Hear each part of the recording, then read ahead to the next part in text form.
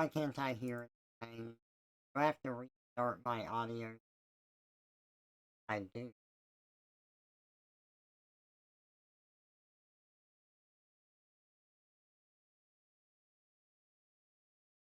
There we go. That should work. Yep, that fixed it. Hey, Abson, welcome out.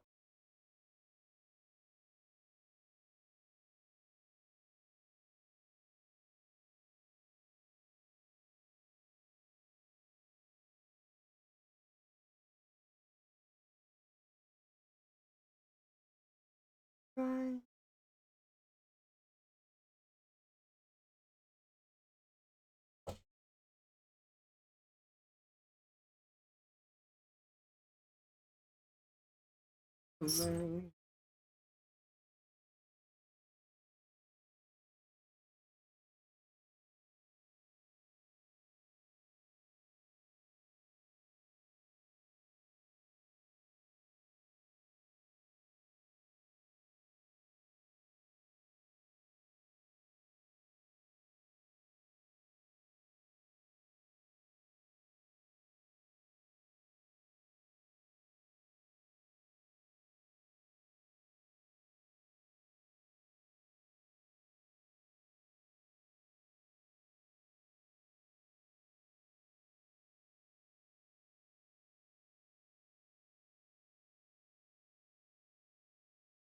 Alright, no, I'm gay. Wow. Here's for an old I'm gay.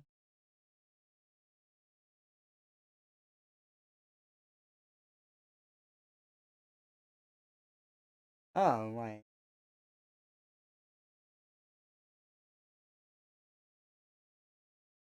Weird. Okay.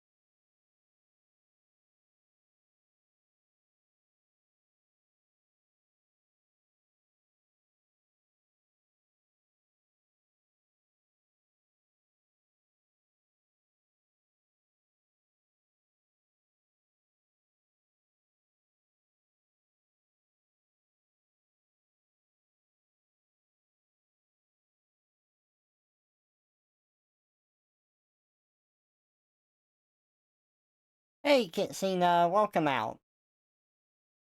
He does make for a good Birdo. I agree.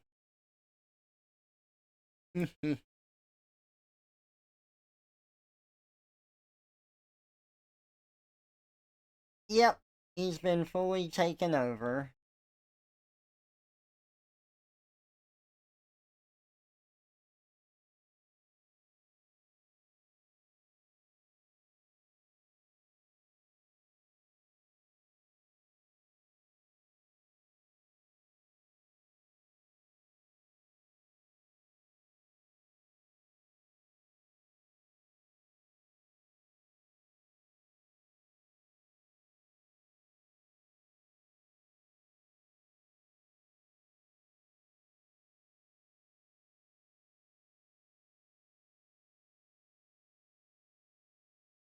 Baby.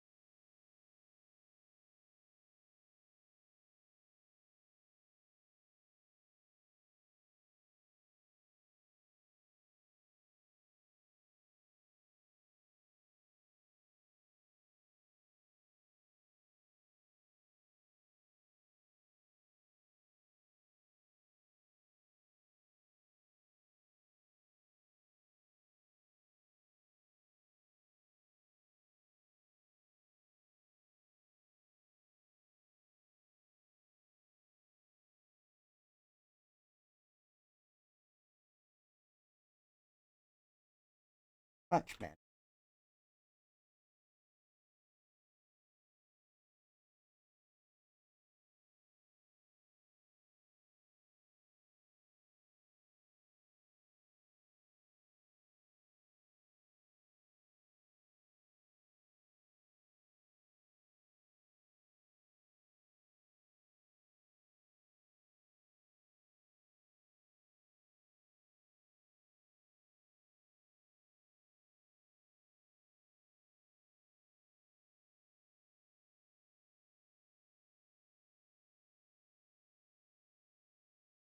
I know what I want to listen to.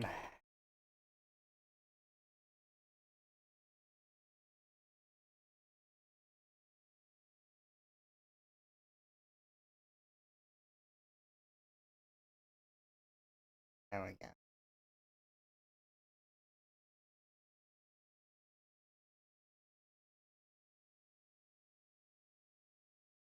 And that was a fluffy birdo, Trev. A boy, though.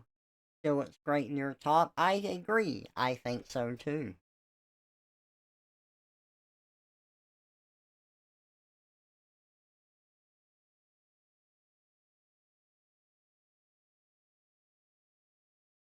I can't.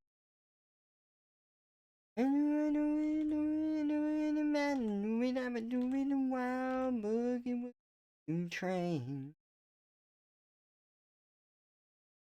And on the outskirts of town where the music's turned up and the lights are turned down. Shake it, shake it, shake it on the dance floor. Crowd, screaming, screaming, more, more, more. Gotta stack to it and gotta stick it in your face. No, baby, let's to rockin' like a boogie woogie choo choo train. John is in the back room sucking on his gin. The police are at the front door screaming, let me in. Go, go, go, go, dancer trying to show it off her chest. She don't know what she's doing, but she tried to do her best.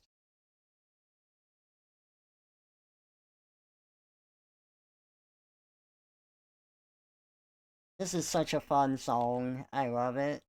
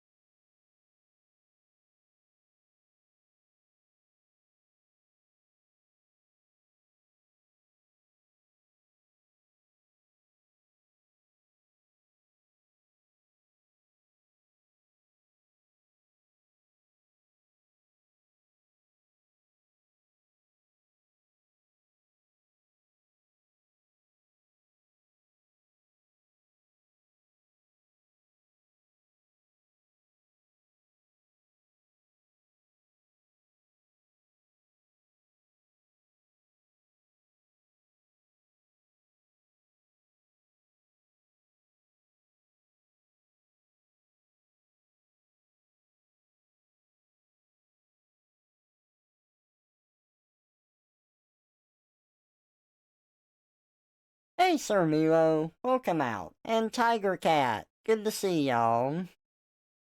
We do have a birdo here. A fluffy birdo. Hi, birdo.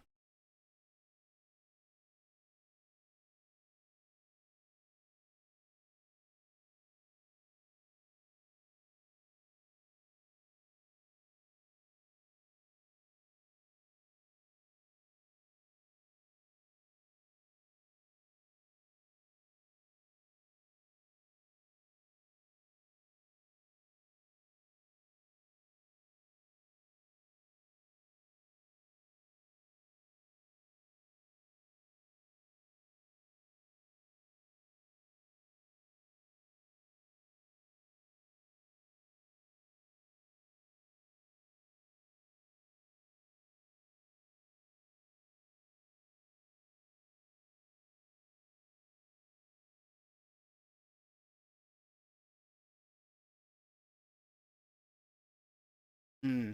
So fun. That is such a great one.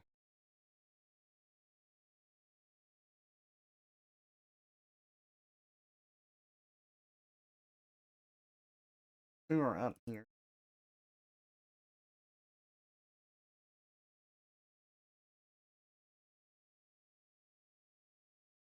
Yeah, he's probably not here.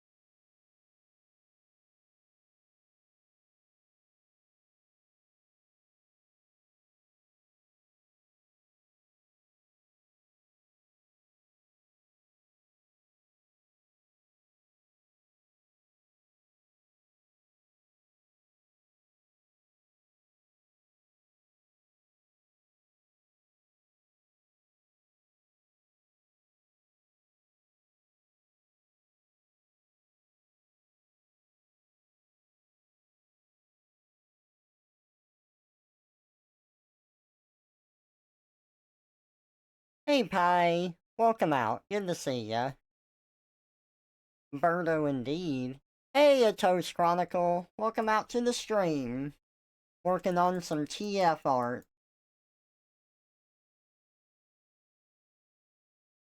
Transformation art.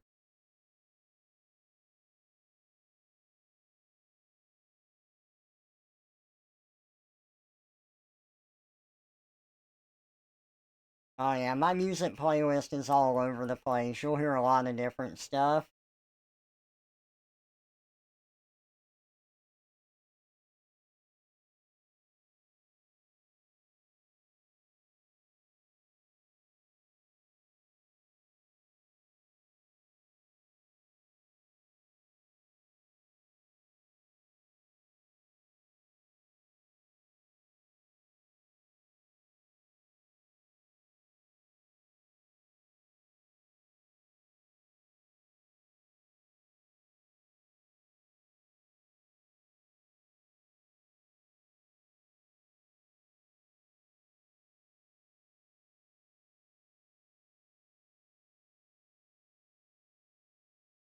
Hey bro, look over here. Let me turn this down. You know who else is all over the place and you'll probably hear?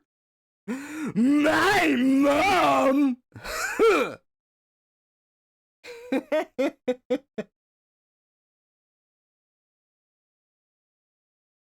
I think I could have done that one a little bit better. But I always do enjoy those.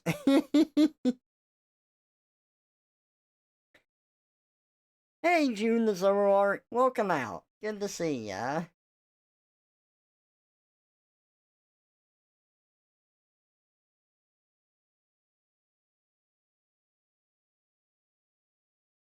I don't like this foot.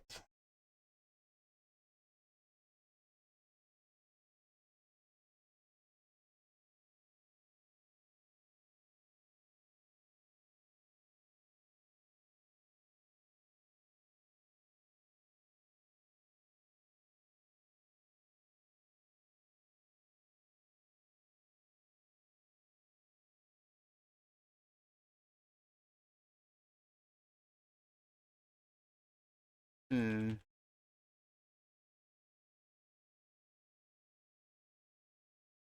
Yes. There we go. Much better. Karate chop this! Hey, it's Host Chronicle. Thank you so much for the follow. I appreciate it a bunch. I'm gonna do some art tonight, and then I'll probably move over into playing some Elden Ring.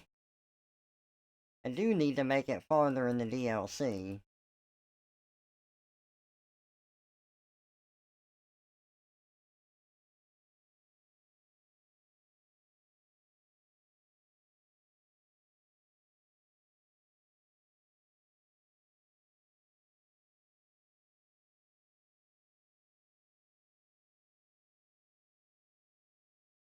Well, I do need those thicker.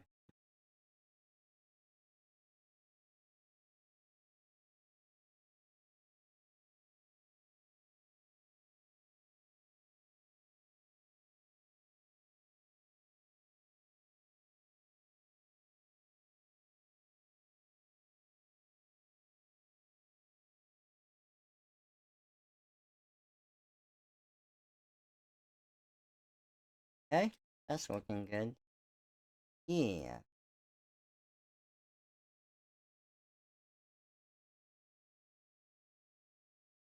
That's a nice looking bird, though. Thank you, Tiger Cat.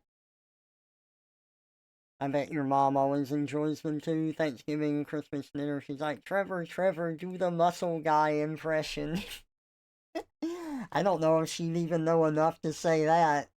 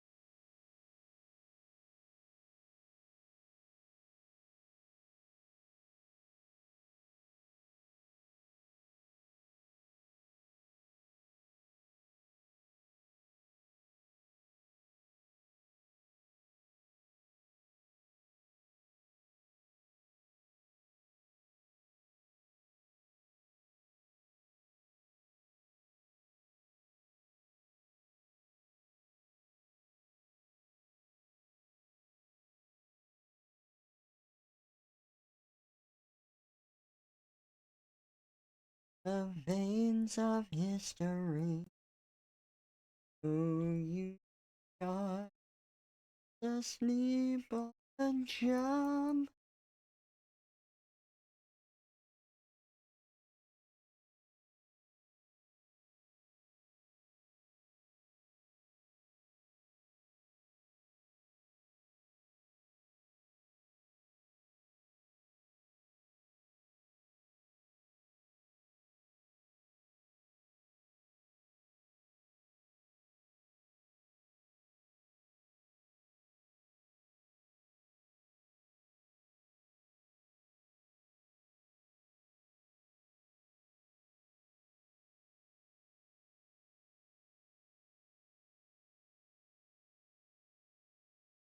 That's looking very good.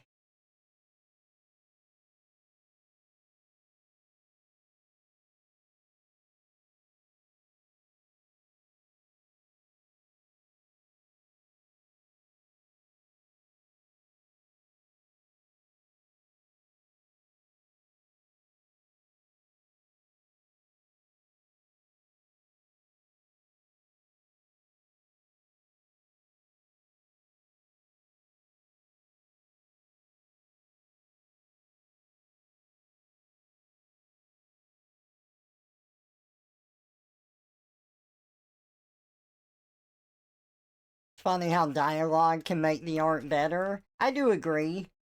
I am someone that tends to play around in all aspects. I normally like more of a minimalist approach. And I can thank cartoons like Samurai Jack for that. I like to convey as much as I can with as little dialogue as possible. But, I do draw comics a lot, so dialogue is necessary. If I can keep it concise, I try to. Sometimes I need it to be a little more wordy, though. I think it can all go together really well and enhance the product beyond what it normally is. But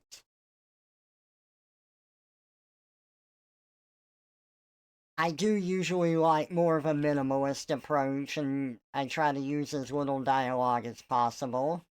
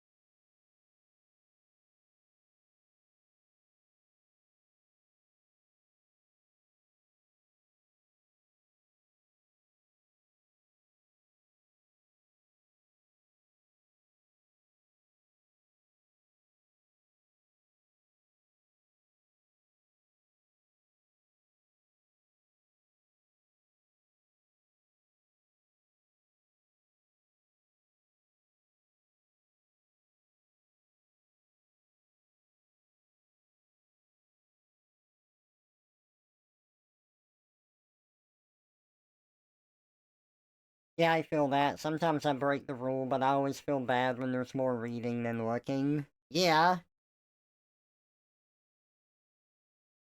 like, and maybe I could have visually conveyed what the commissioner wanted here. Like, maybe there's something I didn't think of and I overlooked that. I'm fully willing to admit that. But the way that they describe the commission to me, I need some dialogue here to convey it. The commission idea here is, let me look it up so that I get it right.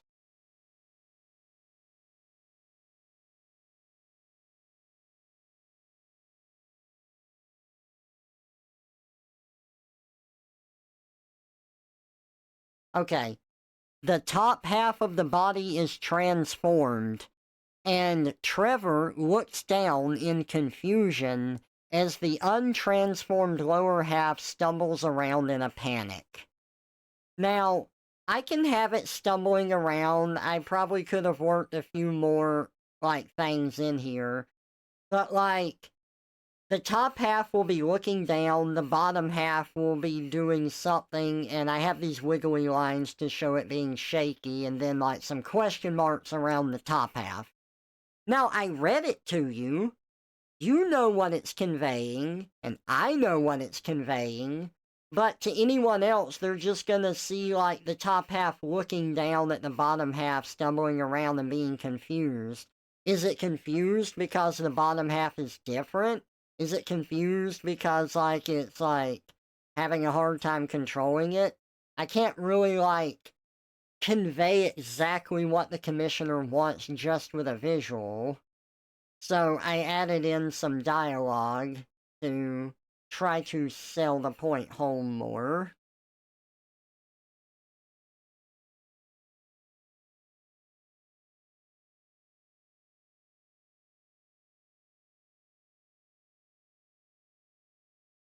Oh, thank you, Sir Milo. I'm glad you enjoy it and you think I do a good job writing it. It's confused because you're not a lean. Perfect. Hey, all, welcome out. Good to see ya.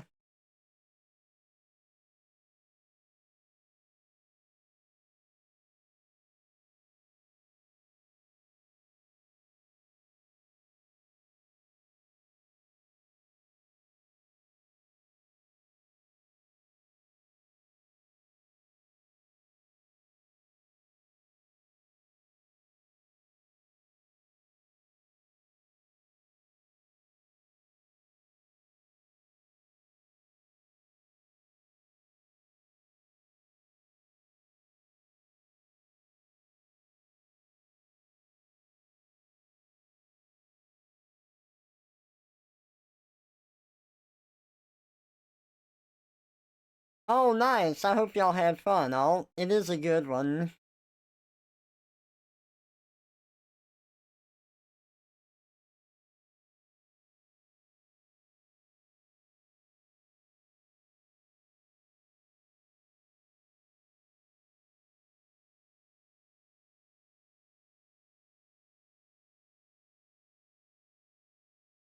It's true, I could do a different speech bubble coloring. I do think that's a good idea. But the idea is that the top half, including the mind, is supposed to be already me from the beginning here. But the reality shift for him is still happening. You gonna head to bed because it's almost midnight? No problem, Pi. Hey, I appreciate you stopping by. Thank you very much. You rest well, and I'll catch you later.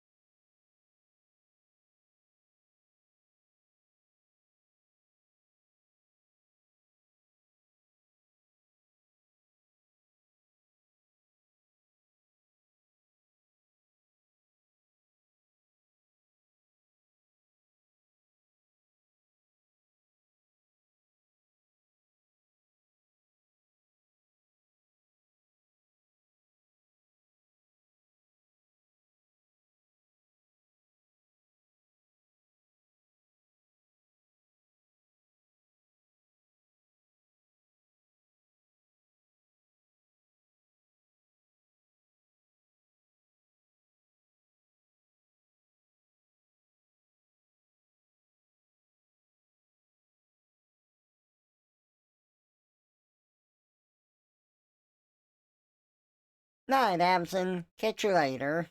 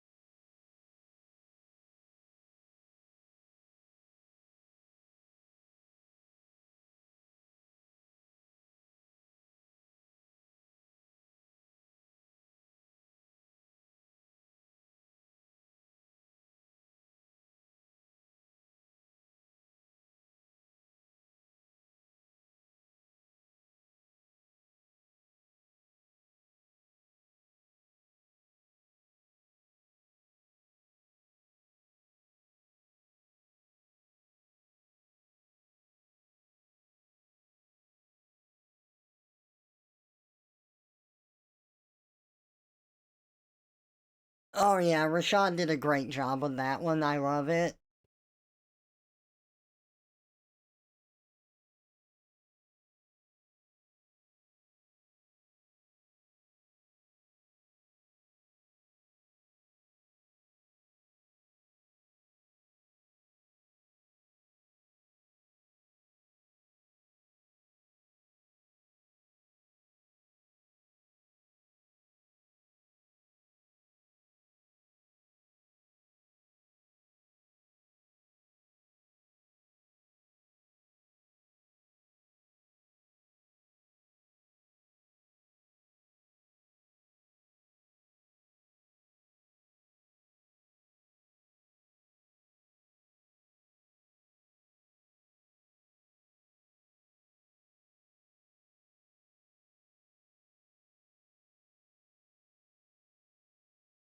Ideas always strike when head goes on pillow is true.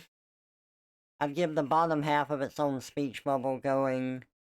Technically, it wouldn't be able to talk, but conveys the idea, and the punctuation hopefully conveys it's not really talking. Oh, that is a great idea. I like that one. Thank you, Pi. Good night. Rest well.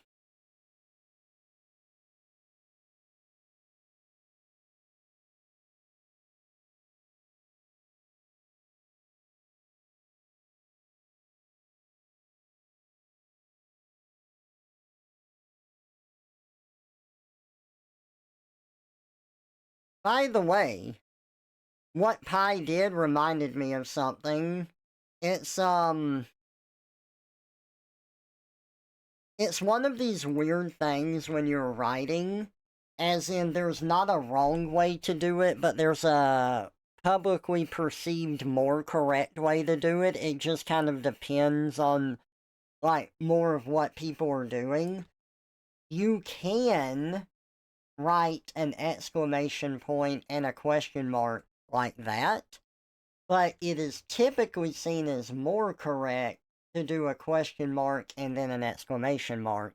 This isn't a huge deal because you can do it in either order and it's going to convey the same information. It's just that this one right here is typically used more, like more commonly.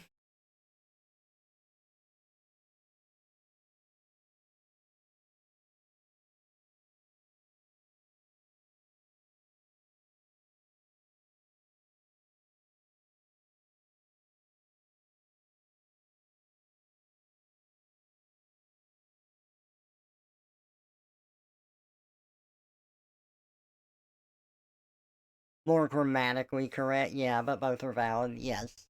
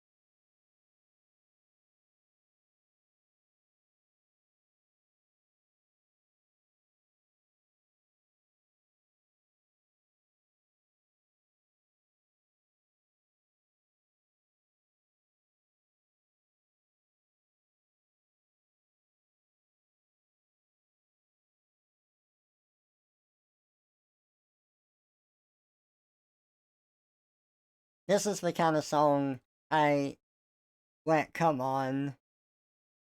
And my sister's like, Trevor, what the fuck are we listening to? Like, what? You don't like it? No! Well, that's too bad.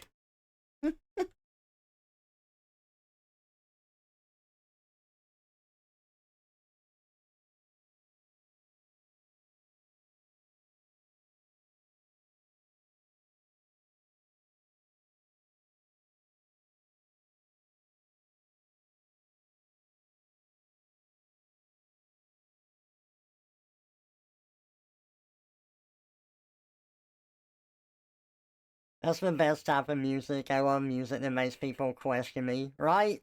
It's funny.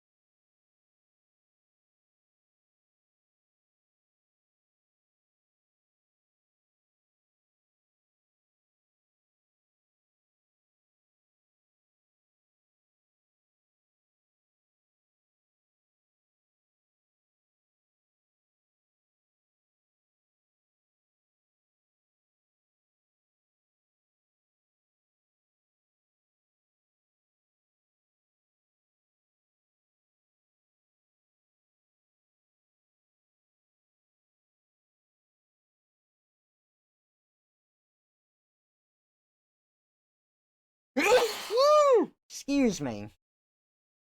Goodness gracious.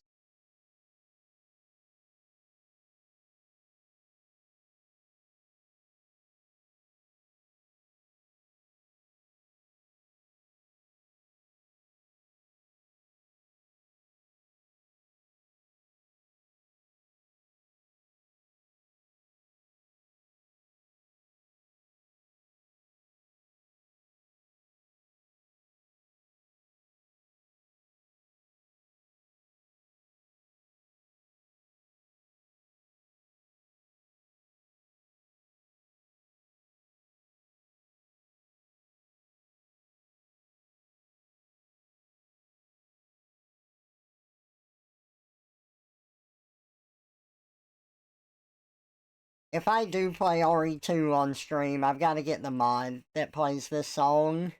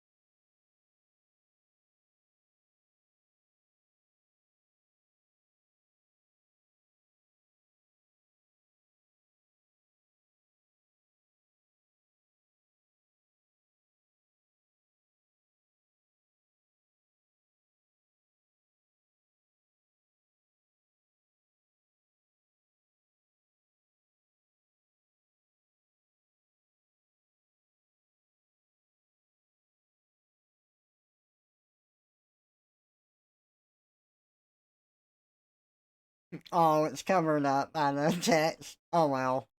That's pretty funny. You know it's there. The heel's eyes is covered up too.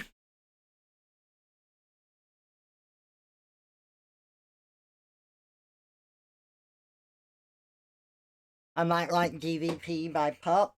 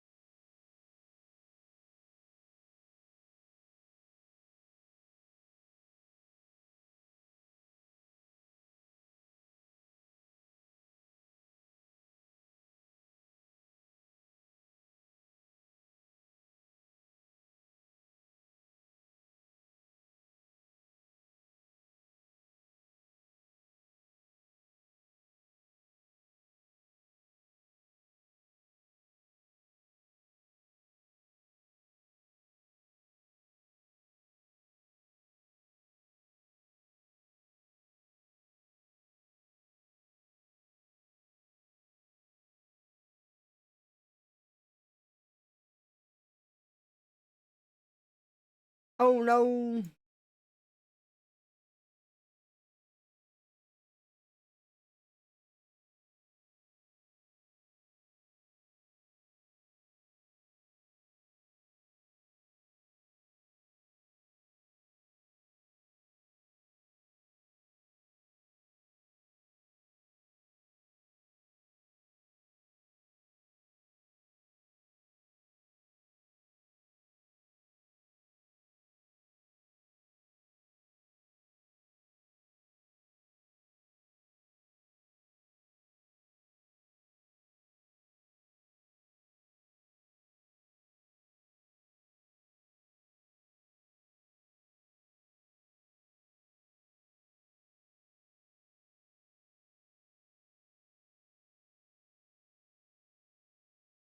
Hmm, that's a fun one.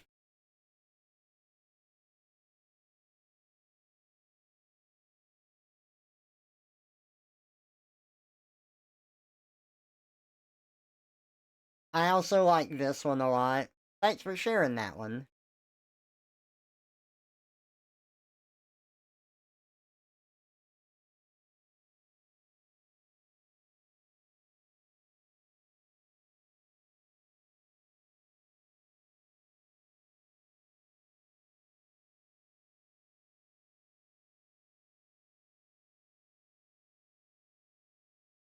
Good night, Sir Milo. Thanks for being here. Catch you later.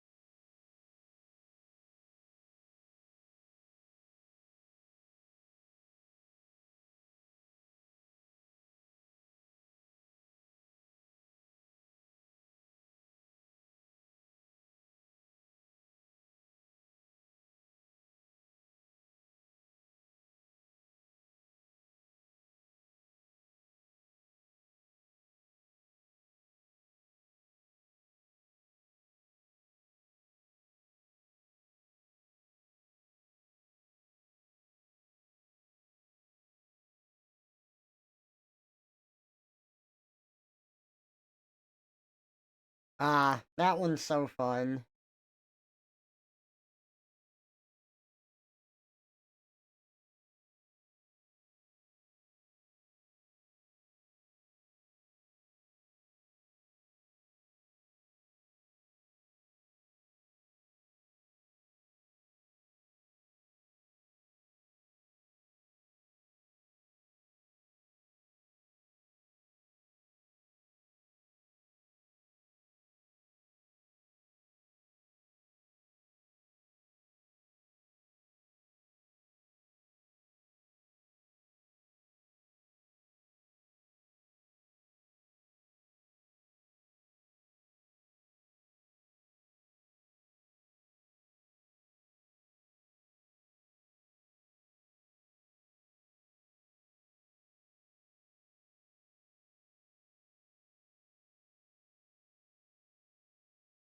Time for bed for you? No problem. Thanks for popping in while you could. Have a good night, June. Catch you later.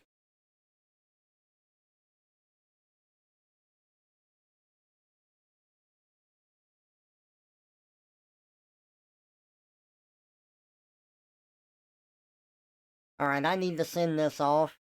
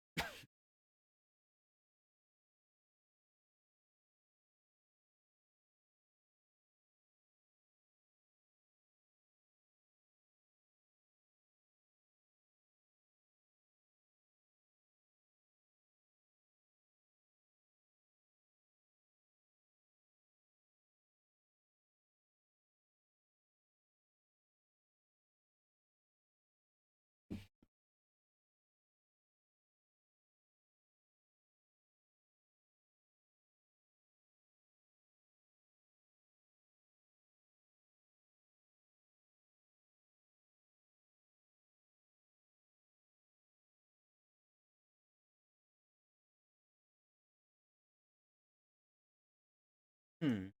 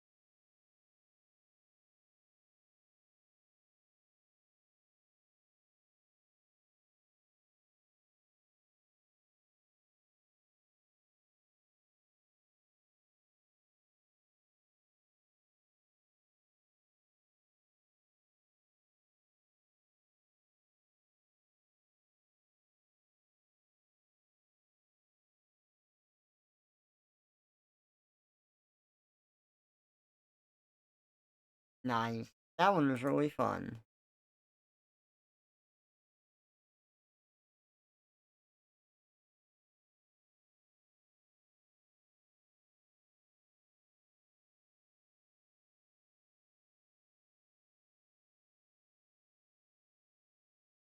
You know what game made me fall in love with this song? It was Earthworm Jim 2. They just used this song in one of the levels, and I've loved it ever since.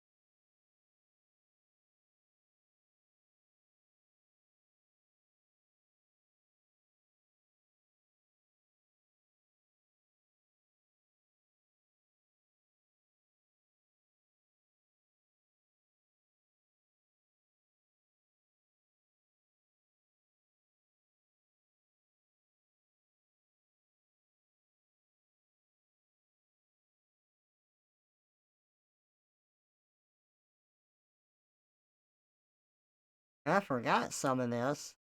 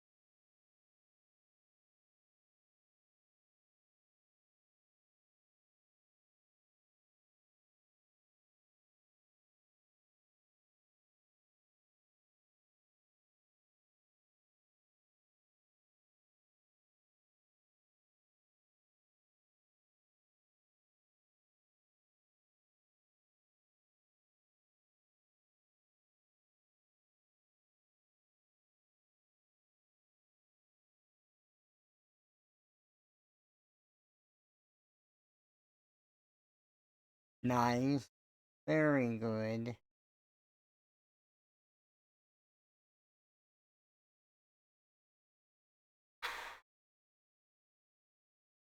Okay.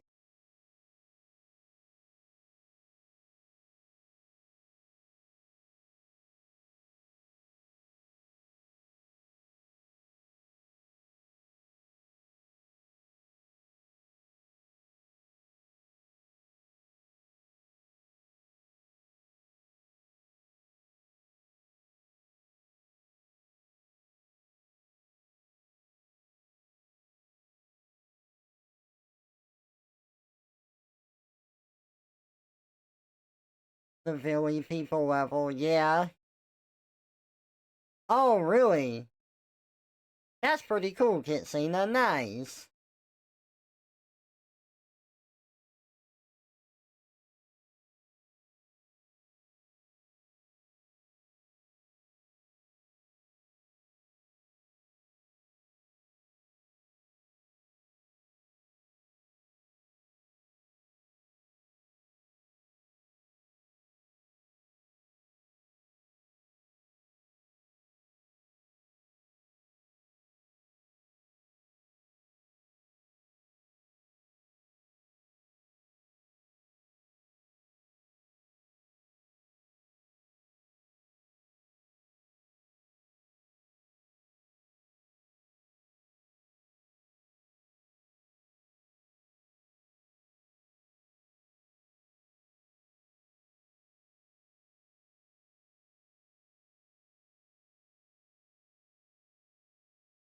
You know what movies I haven't seen in a long time are the Beethoven movies. You know, with the big Saint Bernard.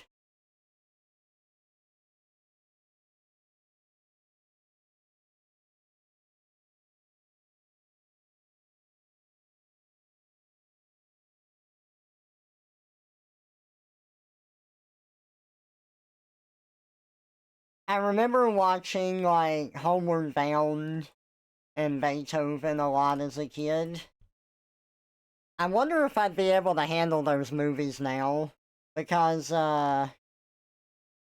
there's some animal peril in those movies and they're using actual animals.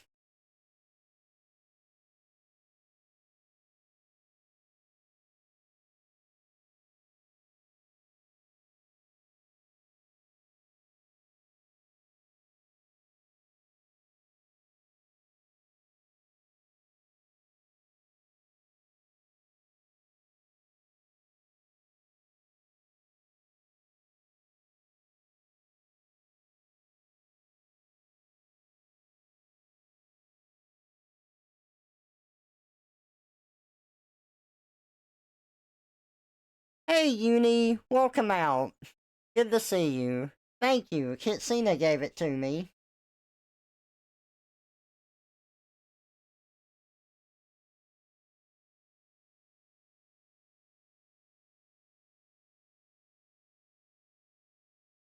I'm doing okay. I'm just tired. Trying to stay on top of stuff.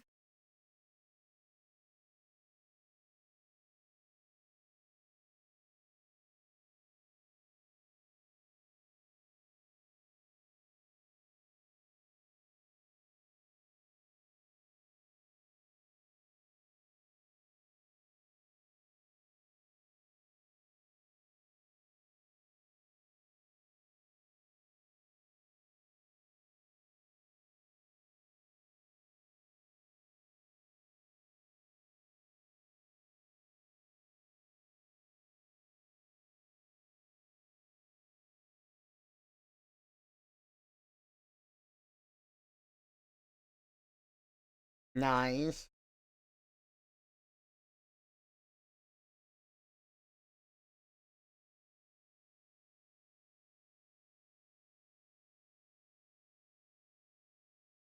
Very fun. I like those.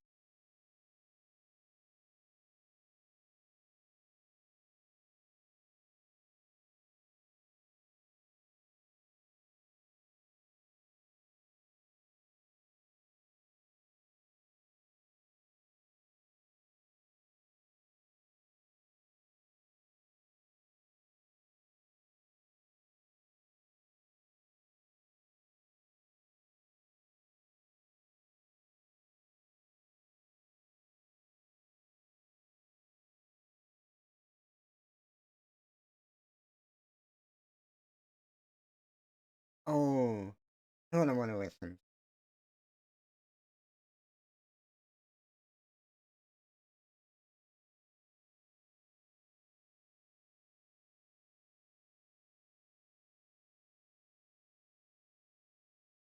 There we go.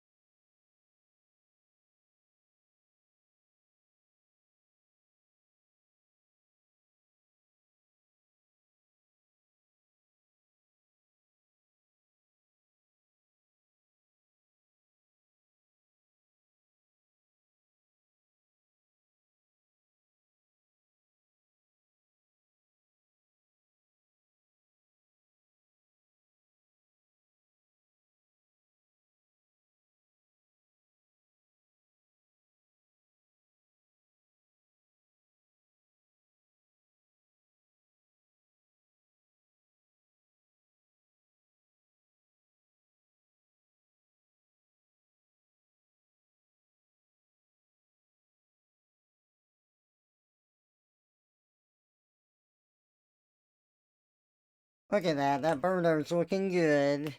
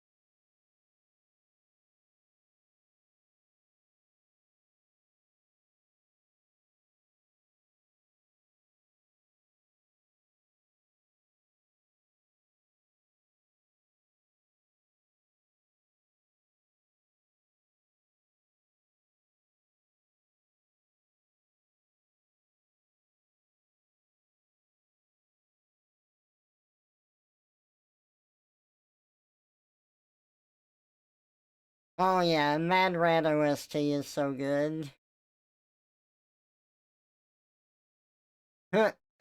I saw the one where Yoshi eats the viewer and they go into an egg.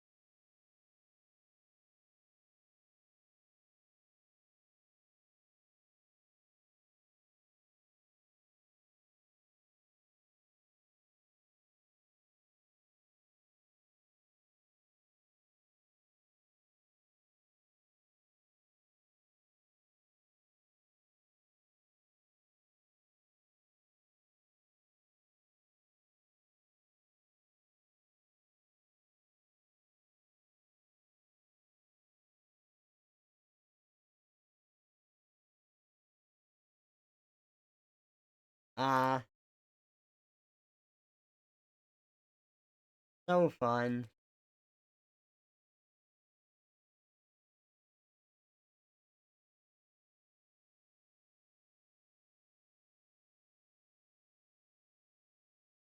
Hmm.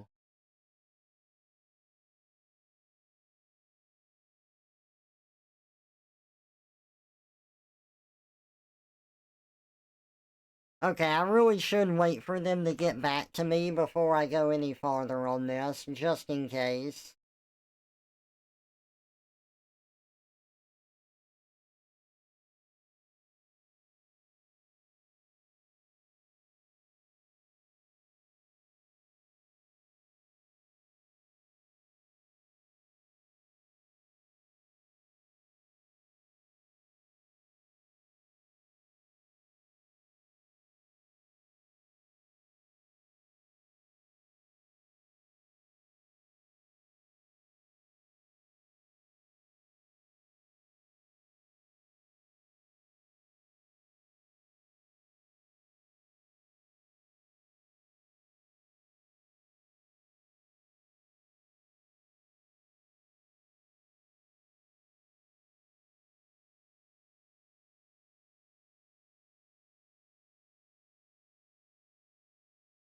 Category has been updated. Let's finish this submission.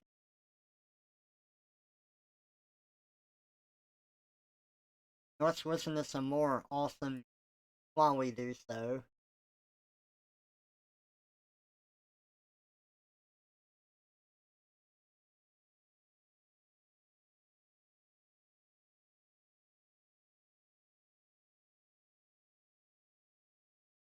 Hey, Brienzi, welcome out. Good to see you.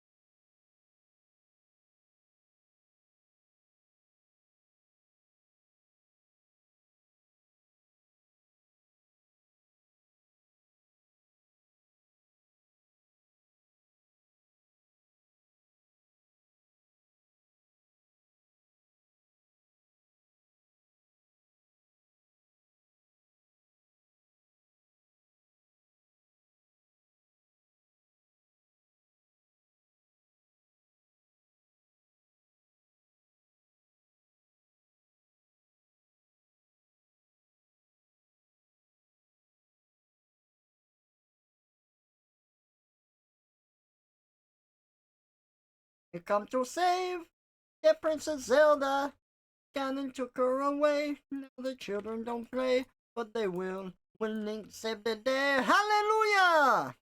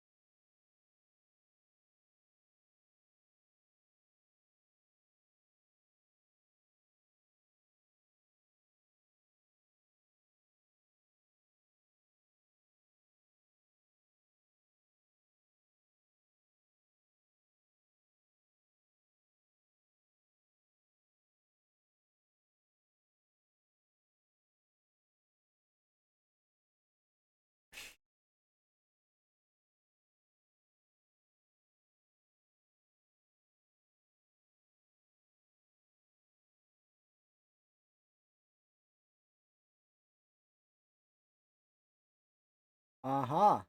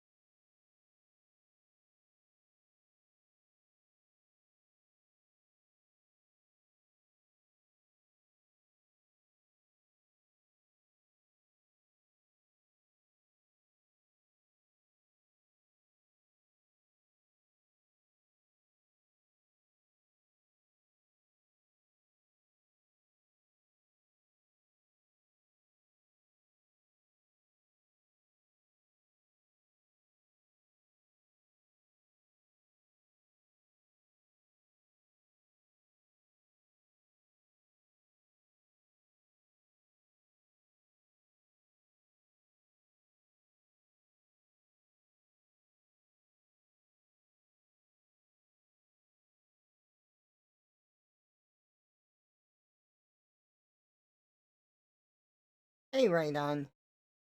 Hey, Berto. He, Hey, chat. yeah, so I was talking to chat about it earlier, and I just talked about High Guard. I talked about, I said, everyone shit on it. Me and you wanted to play it just so we can make up our minds on it and see what we actually thought about it, but we didn't get a chance because you're unable to play it, and I don't want to deal with the intrusive anti-cheat kernel level stuff, so it's like, well, kind of out for us Yeah. even trying it. He Yeah, said, and so I looked up a video about it, and then it's like, oh, like matches are like this, and this is how it plays out and stuff, and it just seems like it's too much. yeah, it's so of course the anti-cheat being as useless as ever because it's already filled with hackers, but I don't know, just Yeah, having a map this huge and just free versus free players, not to mention that the arena shooter genre is already oversaturated. There is no more demand. Like, I think people who wanted to play arena shooters already have a favorite, right? So yeah, with these, like you have Fortnite, you have Apex Legends, you have I know is Overwatch still alive, but these probably. ones, everyone who played it has a shit ton of battle pass wins, microtransactions like skins in them. It would take something extraordinary to pull these people into something new, right? Yeah, And this is clearly not it, even if it wasn't boring as shit, because, yeah, the fact that it starts out for the first like 20 minutes of the match. You're not doing anything until the sword appears. It's such a shit design. yeah. I was kind of blown away that it's like, oh, you have to do like all of this stuff, and if you fail phase 3, you have to go back to the start and start Yeah. over. It's like, what? That's, kind of like Splatoon or a lot of Fall Guys. They have this problem where it's only last few minutes of the game that matters, right? Because, Yeah, for example, in Splatoon, you have to paint the whole arena, but it doesn't matter how long the arena was painted uh, a certain color because what matters is what color is the most prevalent one at the end. So you can fuck around for most of the match and then last push completely can turn the whole thing. So it mm-hmm, after a while it just feels like, well, why am I even doing this in the beginning of the match? It's not going to matter at all. right, Uh, and the same thing happens in Fall Guys, where in a lot of mini games, like each is it like 10 minutes or 6 minutes, something like that. You can just not do shit till the last minute, because it only matters like who's standing on the right color in the end. So yeah, it's mm.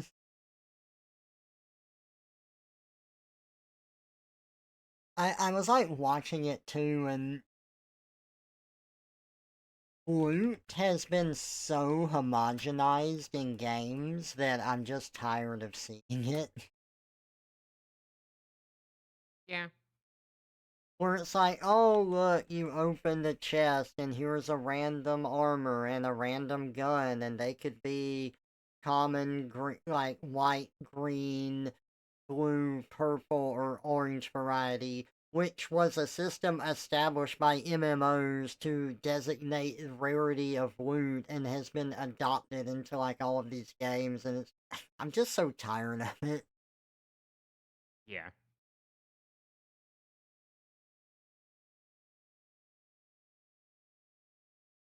That is completely fair. I don't think that game is awful.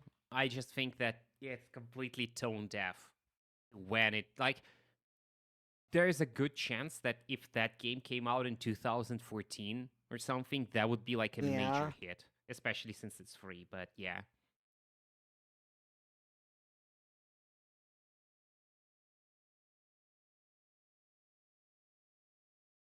I You like the know, quote. It's like some journalist made an article that High Guard is actually pretty good if you don't have internet in your ear constantly telling you that it's bad. And someone just retaliated with High Guard is actually shit if you don't have journalists telling you it's good every single moment. that's amazing. I love Yeah. that. You were saying? I do think that like a hero shooter can still work because we have tons of different types of games, FPSs, platformer stuff. A new one will come out, maybe it looks good, maybe it doesn't. The but I will say the issue with hero shooter isn't just the game. It isn't just the like gameplay of it. It's how it's set up as a business model, which makes it more tiresome than other stuff. Because if you have a platformer and you have all of these different platformers, you look at each one, you try some out, maybe you don't like some, maybe you like others, but you know what? It's a one-time payment. But every single hero shooter is designed to scam as much money out of your wallet as possible. And it's not really a full scam, but they do prey on FOMO and other stuff like that. They go free to play so they can make more money to get more people into the game to then lock content behind stuff so that you have to play it more and drive up the numbers and drive up the play time, and then you have to like get on every day to do stuff so you can try to get the battle pass and unlock stuff, and then you're going to spend money on it to get cosmetics when you like it. And cool, but that is way more draining, both on people's Yeah, patience and wallets, than just buying another single player game or something. it's true. Usually people who are way into games like these, they don't play anything else.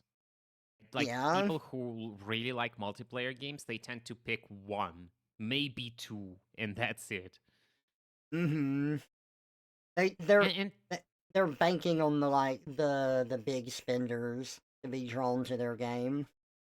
you know, I used to think, oh well, if people want to spend a shit ton of money on a game and let them, it's fine. I'm okay if it's a free game that's just sponsored by these people.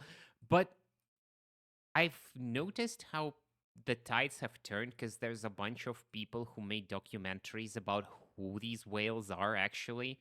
Uh-huh. Even the term whale is pretty dehumanizing, but oftentimes these are not super rich people. It's just people that have problems controlling their impulses. It's just like gambling addicts. So Mm. really, really exploitative to a certain kind of person. It's yeah, I don't think I can justify having whales anymore. No, that's And fair. I think even Gretzko had an episode on that. I didn't watch past season one, but I know that the character Haida gets kind of drawn into those gotcha games, and then it ends up just bankrupting him because he can't control his spending. That's a real yeah, problem. For people who cannot control their impulses like that, modern landscape is hell. Yeah, Imagine you have your credit card that you can not only spend money instantly on anything you want, you can also drive it into the negative, right? yeah. There's no checks or balances to that. That must really suck. Well, like the way that it's set up is it's hard to visualize it because it's like, oh, I'll just pay later. Oh, I'll just pay later. Oh, I'll just pay later. I have never used a credit card in my life and I don't want to. But as someone, like, before I made a budget, it's like, oh, this game is $10. This game is $5. Oh, yeah, I'm just buying McDonald's for like $9. Like, this is fine. These are all small expenses. That fucking shit adds up quick. And Oh, when I yeah. started budgeting, I started noticing that and I started saving money. I'm like, oh.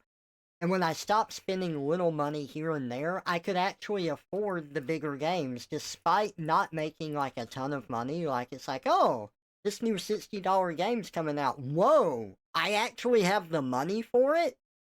What? That's crazy. Like, budgeting. Fucking godsend, man. Oh, yeah, being mindful really helps. I guess I'm just really good at visualizing stuff like this where I see something like interest rate, I see like more than 3% and it already makes me uneasy.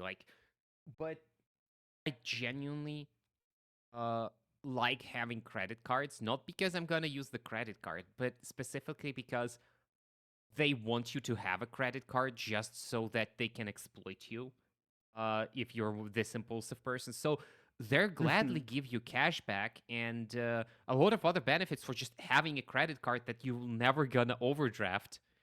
So Yeah, I always used credit cards as debit cards. Just never take it past the limit. It's pretty. right. And then, Don't get me wrong. I understand how to use a credit card and I understand how to build credit with it. You basically buy something and then instantly pay it off. You don't leave it for later. You make sure that you have the money that you like can pay it off with.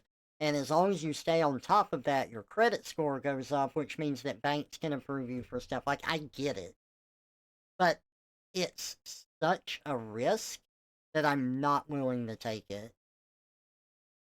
uh, I never pay it off either. Like I just no never take it into the negatives. Like my card is Mm, technically a credit card. But yeah, and here I don't know how it is in the US. Debit card can be a problem sometimes. Like for example, if you want to book a hotel, most hotels wouldn't accept a debit card or they would ah, want like 100% prepay. Because, if it's a debit card, they never know if they can charge you. But if it's a credit card, they know it's going to be able to be charged. So right. the same goes for rentals and a lot of other stuff. Well, you should tell them, it's like, well, it might not be able to be charged, but if you don't even try, it definitely can't be. Yeah. I mean, another thing about credit cards is that I don't know if they still do this, but I remember where they used to have a lot of sign on bonuses. Like they would give you close to like $500 for just getting one.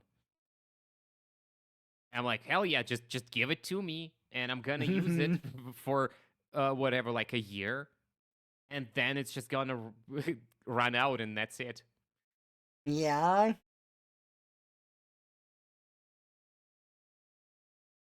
Um, what else did I want to say?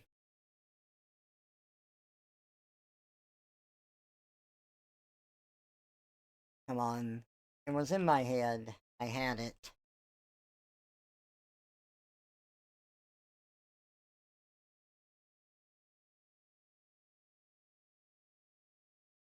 I'm thinking. Sorry.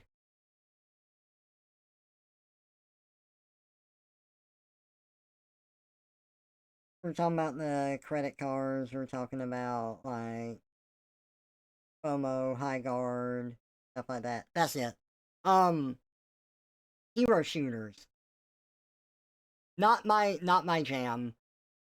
even if I liked it, I probably wouldn't play it because multiplayer is too stressful for me.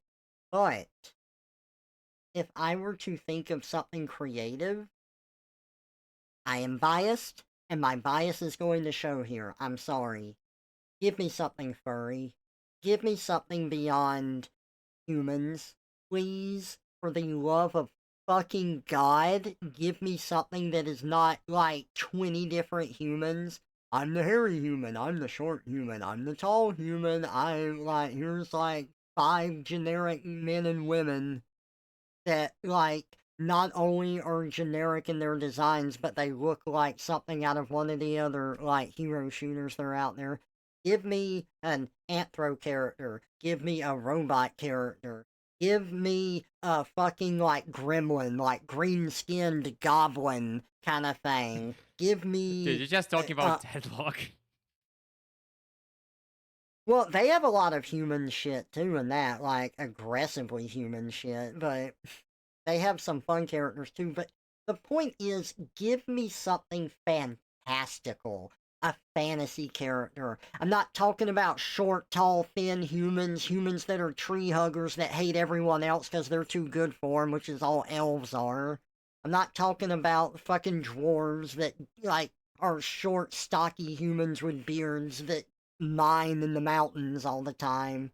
I'm talking about, like, actual creative things. Like, God, give that to me. And beyond the characters, give me an interesting gun. Don't just make the Yes. abilities like Anivia's copy paste ice wall from League of Legends that's been in every fucking hero shooter ever. Like, make the guns themselves fantastical and weird and different. Like, actually put some creativity into it. That would make it so good and it would stand out so much. Yeah. Now, Yeah. I say this, but you have to understand I'm also not the target audience for this because it's too stressful for me to play with my anxiety. But I do want to see more creative things, and I think that would go a long way for a hero shooter. Uh, yeah. I agree. Though, my first multiplayer game that I really enjoyed was technically a hero shooter. And I played that one for a really long time. And that was Team Yeah, Fortress 2. And that one only had humans in it. But yeah, for some reason, Team Fortress 2 humans never had that impression on me. I think they were like such characters that I could look past it completely. yeah, they're I very still preferred, goofy and fun. yeah, I still preferred playing as Pyro for the most part, but Yeah, yeah. Mm. But, I don't think you're correct about Deadlock having most, well, I mean, yeah, technically mostly humans, but look, demon, robot, furry, uh, cat, demon, robot, demon, shadow creature, demon, gargoyle, uh, the gargoyle's a good one. yeah, another thing that looks like a robot but isn't, it's like a contained paradox, furry, robot, uh, straight up furry, Hmm. demon, a goop monster. Yeah, but that there's a lot of cool, creative, non-human characters in this game. That's why I'm even considering playing it at some point. I do have it. It was given to me, so if you did, I can play it with you. Yeah, yeah. I mean, once you're done with this picture, we can check it out because there's a big update, and I need to practice. I kind of understand the core idea, but it's still a bit hazy for me, and I still don't know what Yeah, characters I like. that's Like, for fair. example, Oh, when I you have no taking a idea how to play it. I was going in blind and, like, we lost, and I'm like, yep, I'm done.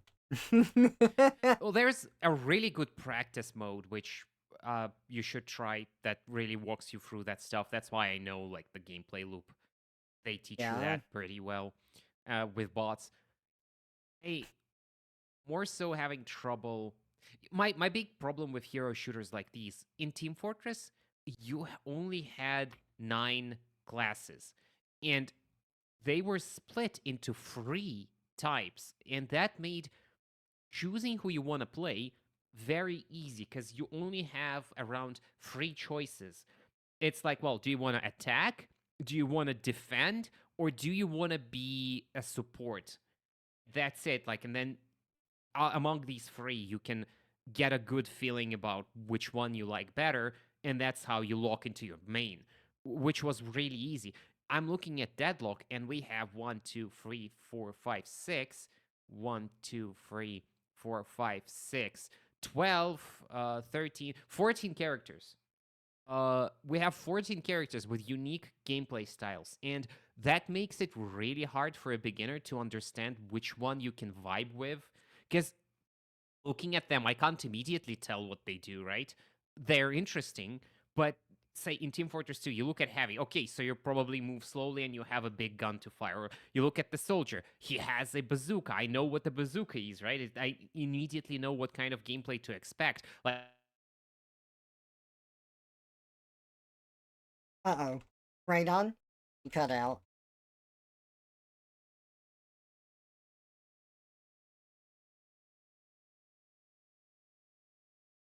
Well, while I'm waiting for feeling. Radon... Oh, there he is. Welcome back. Oh, what was the The last thing last... you've heard? The bazooka, you knew what to expect. Yeah, like Scout, he runs fast. That was pretty clear, right? But I look at Yeah. Deadlock, and I don't have a good feeling about what the gameplay should be. Like, what the fuck am I supposed to know about an owl with a candle? Like, what to Yeah. expect here? I don't know. I have to try it. What to expect from a goat? He looks angry. He probably charges, but that's not enough. I don't know. Maybe, like there's two robots. What's the difference between them? Why would I play one? And Yeah. because they all have unique abilities and stuff, you really need to try and play each. And it just doesn't really immediately click with me. I had the same problem with Apex Legends, where in that game, like the hero you play doesn't matter as much because you still get the same guns and mostly your abilities are the same. You only have a few special ones. And I mostly stuck to a robot and the first hero, which is like the chick who can heal you, mostly Yeah. because I know for a fact, because I liked Team Fortress 2 and other team shooters before, if you're playing not in a company of friends, but just with randoms, having someone who is a competent support, just healing your team, it's usually a matter of winning or losing. If someone has a competent support on a public game, then that's it. Usually, because Yeah. people just tend to scatter and not be a cohesive team, but people naturally stick to supports. Uh, but most people don't like playing supports, so Yeah. that's a problem. Okay, this is all finished.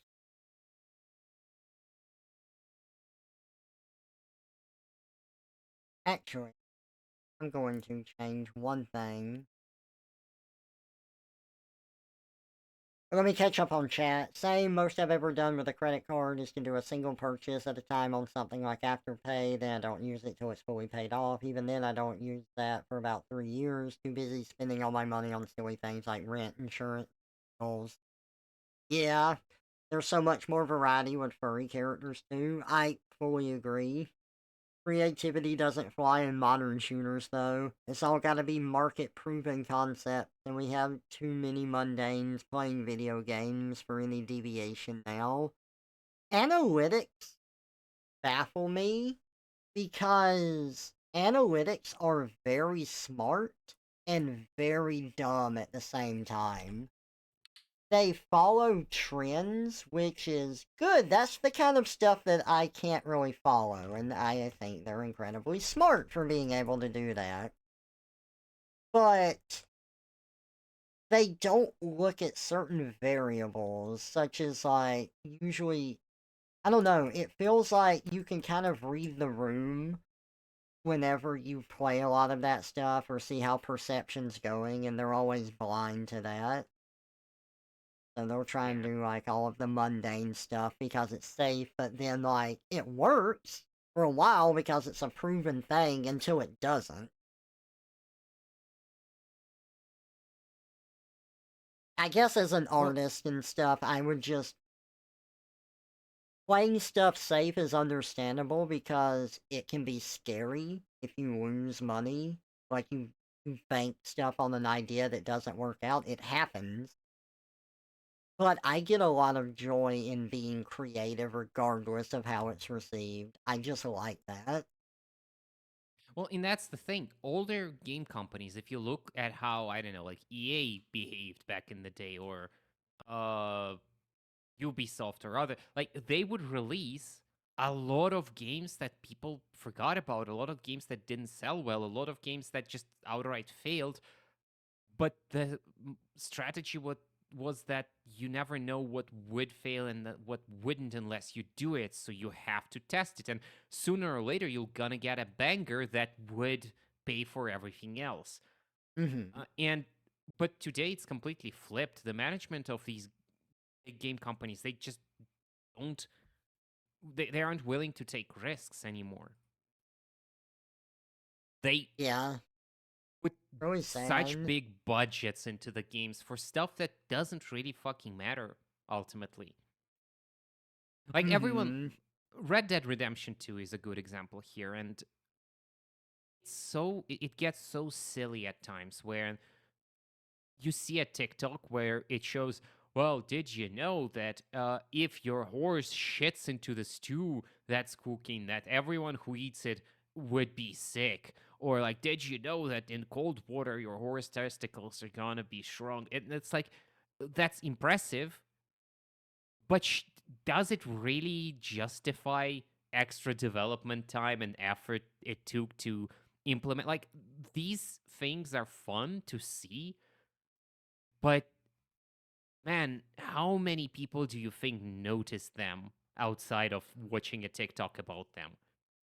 Well, and Because I guess there is the kicker because I do like small details like that. It's one reason I love Hideo Kojima games, and he gets a bit excessive with that kind of stuff. But at the same time, as much as I do love him, I agree that it's got to be reined in at some point.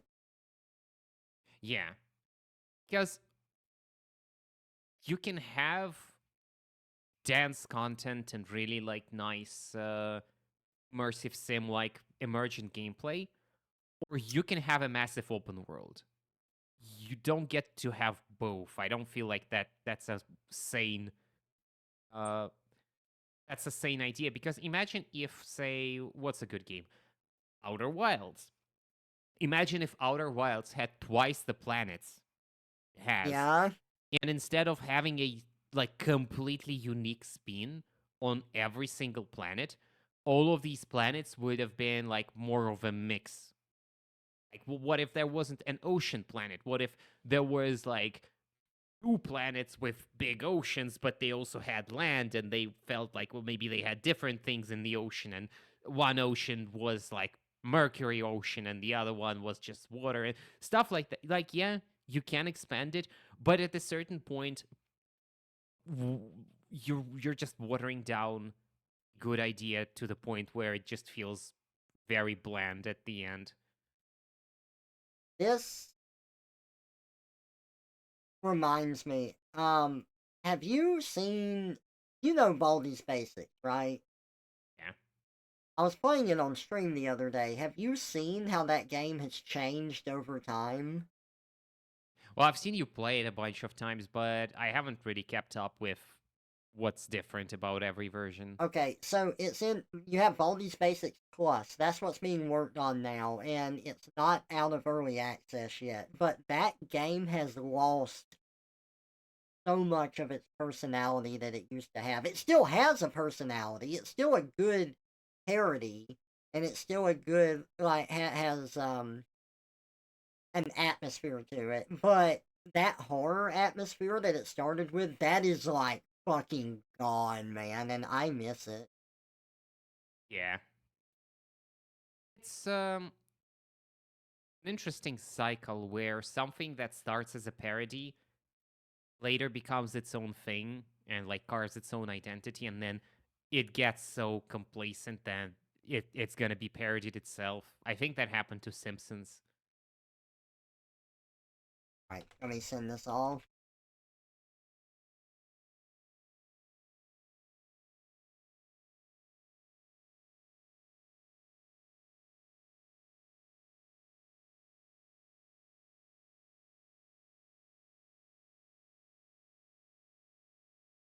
Make sure. Yep, right to that. Perfect.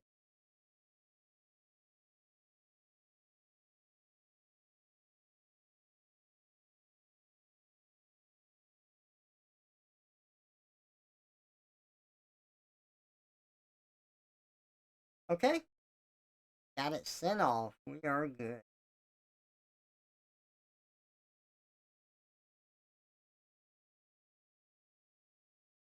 Oh man.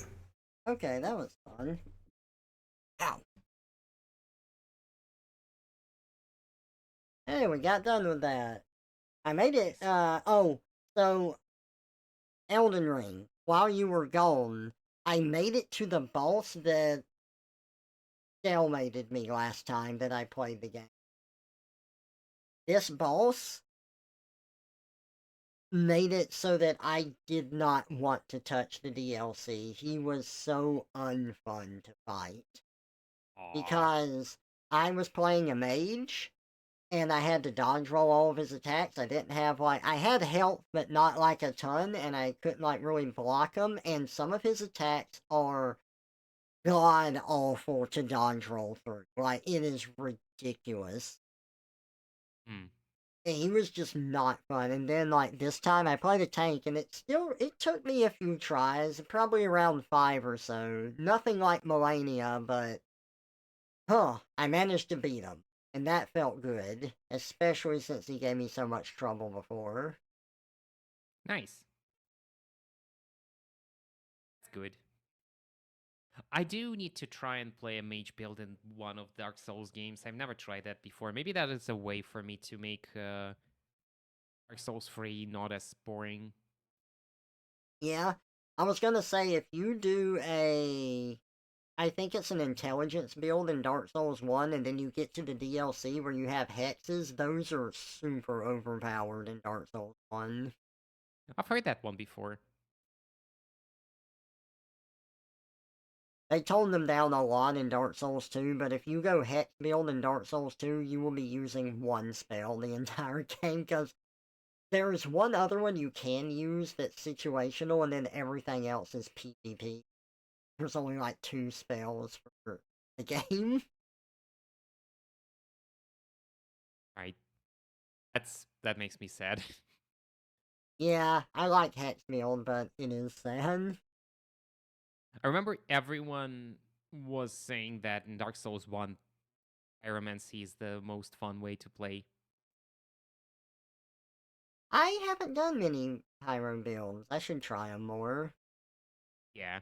But you have to make a good build, you have to kind of hunt for a very specific thing. I remember there was like a whole guide, and then everyone said, "Yeah, you should do this. That's the most fun way to play the game."